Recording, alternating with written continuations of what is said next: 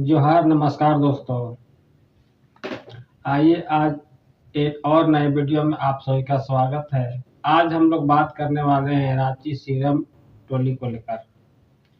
Ranchi serum टोली में आदिवासी भाइयों ने 5-6 महीना से धरना प्रदर्शन कर रहे हैं। सोचते हैं कि आज न कल कोई न कोई बात निकल कर आएगी, हम लोग को बातों को माना जाएगा, सरकार ने मानेगी और हम लोग का काम होगा।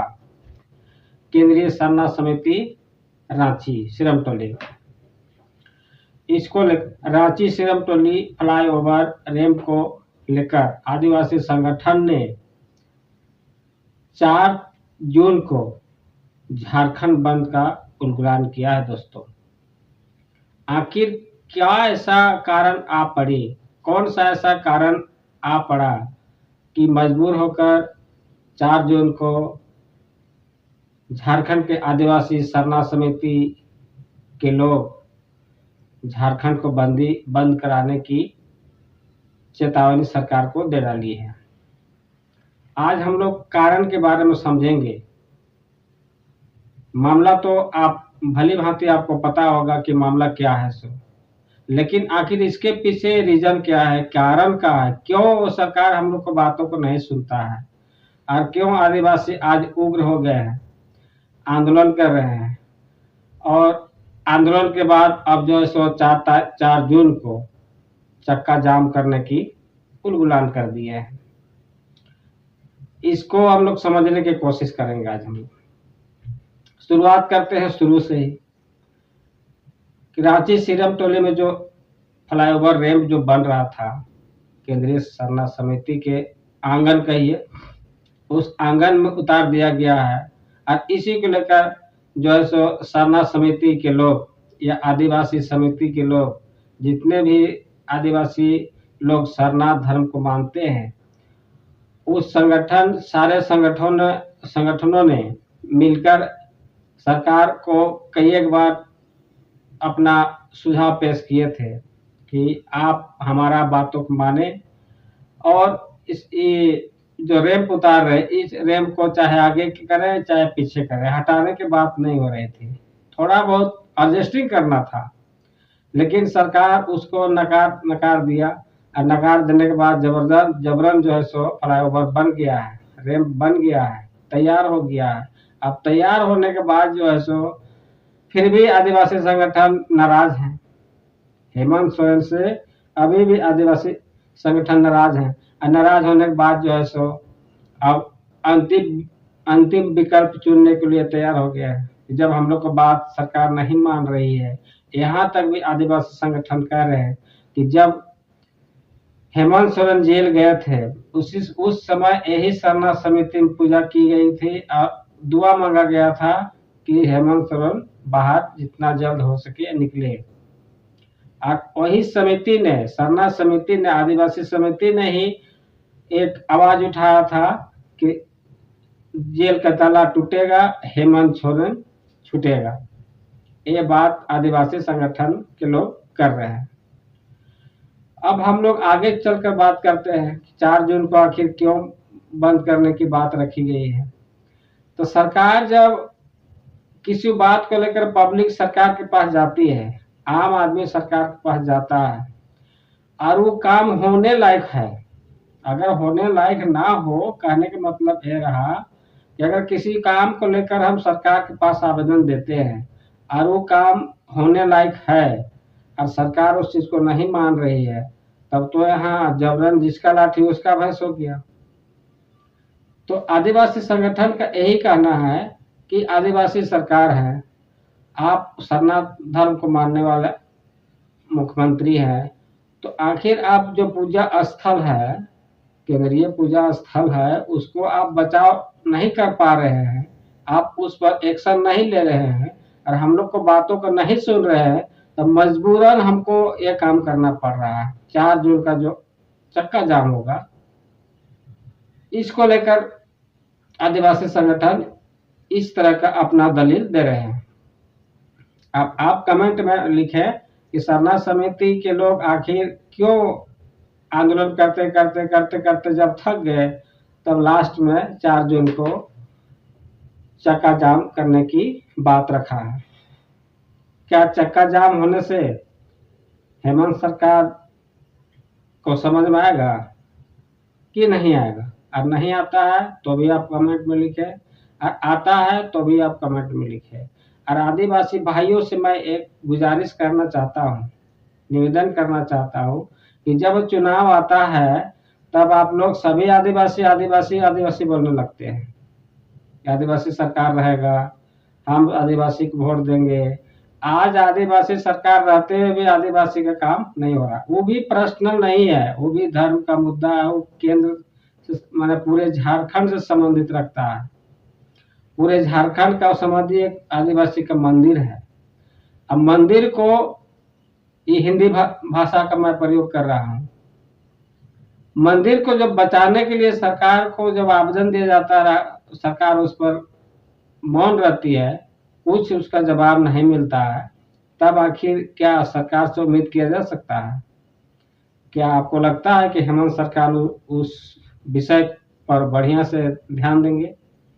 मैंने कहने का मतलब ये रहा कि क्या सीरम टोली की जो मामला है वो फ्लाईओवर के आगे पाछे कर सकते हैं, दोबारा तोड़ के बना सकते हैं? जब बन रहा था उस समय तो कुछ नहीं कर पाए, तो अब बनने के बाद तोड़ करके फिर से उसको बनाना, नया लागत आएगा, नया उसमें सब कुछ फ्रेश किया जाएगा, तो उसमें पैसा बढ़ जाएगा।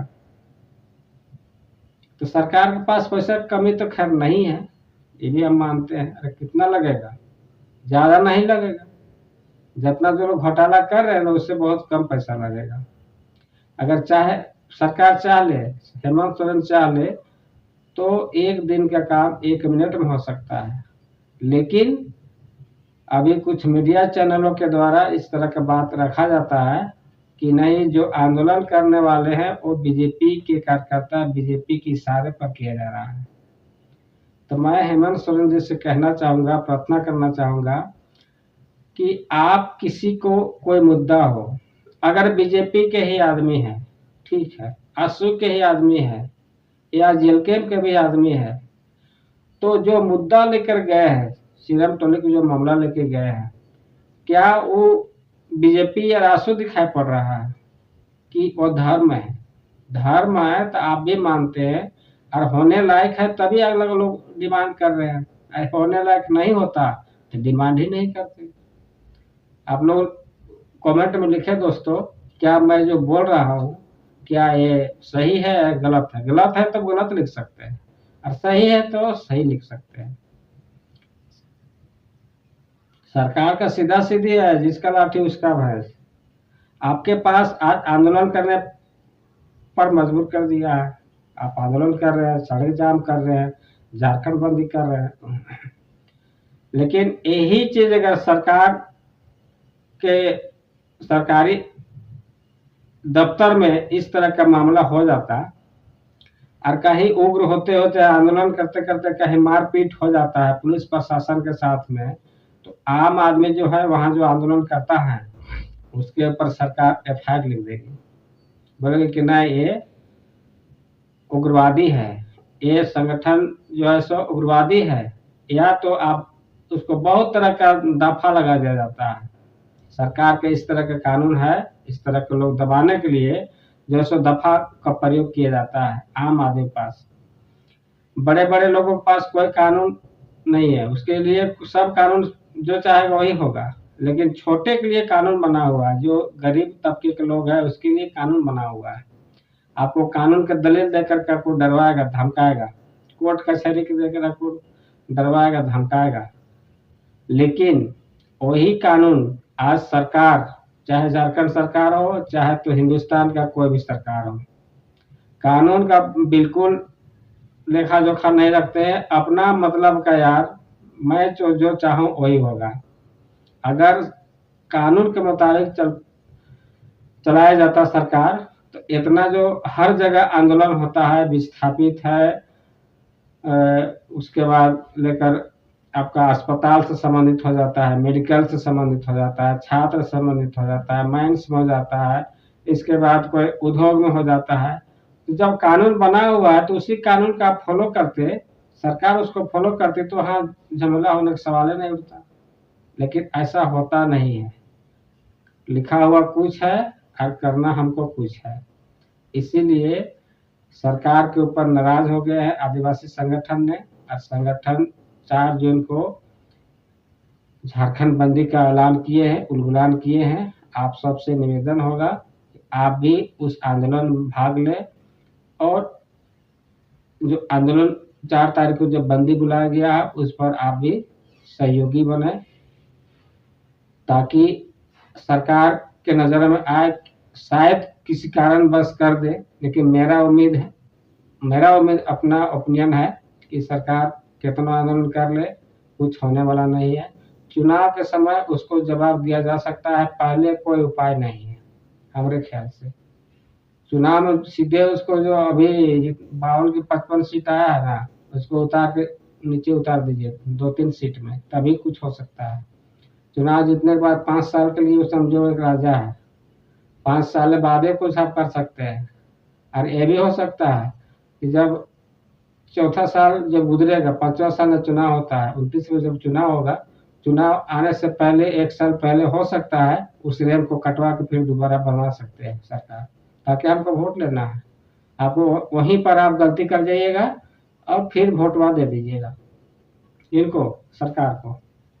इस तरह से सरकार आम पब्लिक को बरगलाया जाता है, और बरगलाने के बाद जो है सो आदमी जब हार थक जाता है तो लास्ट में छोड़ना पड़ता है, या तो आंदोलन बहुत ज़्यादा उग्र हो जाता है। जोहार दोस्तों, नेक्स्ट वीडियो में मिलेंगे।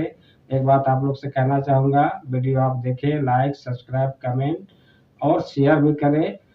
अधिक से अधिक लोगों के पास आप भेजें, दोस्त यार के पास में, ताकि उन्हें भी पता चले कि 4 तारीख को 4 जून को झारखंड बंदी बुलाया गया है। जोहार, नमस्कार।